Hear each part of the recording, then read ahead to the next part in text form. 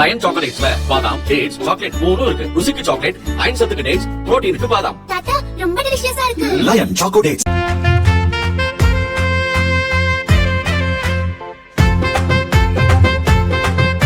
ஆச்சி கொழுக்கட்டை மாவிற்கு கொழுக்கட்டை அச்சை கேட்டு வாங்குங்கள்.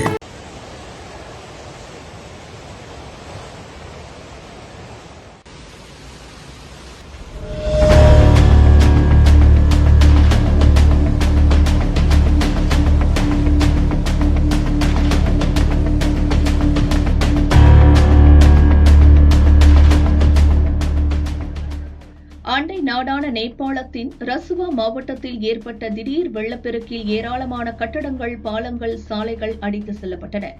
திபெத் எல்லையையொட்டி அமைந்துள்ள பகுதி என்பதால் கைலாஷ் மானசரோவர் யாத்திரை சென்ற ஆன்மீக சுற்றுலா பயணிகள் பலரும் இந்த வெள்ளத்தில் அடித்து செல்லப்பட்டனர்.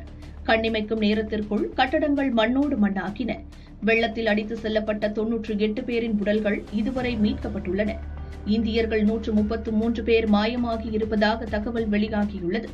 மலேசியா, சீனா, அமெரிக்கா உள்ளிட்ட பல்வேறு நாடுகளைச் சேர்ந்த வெளிநாட்டினர் 800 பேர் வரை மாயமாகி இருப்பது தெரியவந்துள்ளது.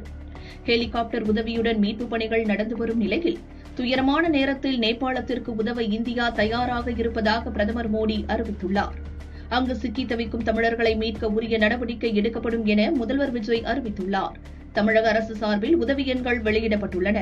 இந்நிலையில் நேபாளம் மற்றும் அதையொட்டிய பகுதிகளில் சமீபத்தில் ஏற்பட்ட நிலநடுக்கத்தால் பனிப்பாறைகள் உருகியதே காட்டாற்று வெள்ளத்திற்கு காரணம் என நேபாள வெளியுறவு அமைச்சர் சுஷீர் கனால் கூறினார்.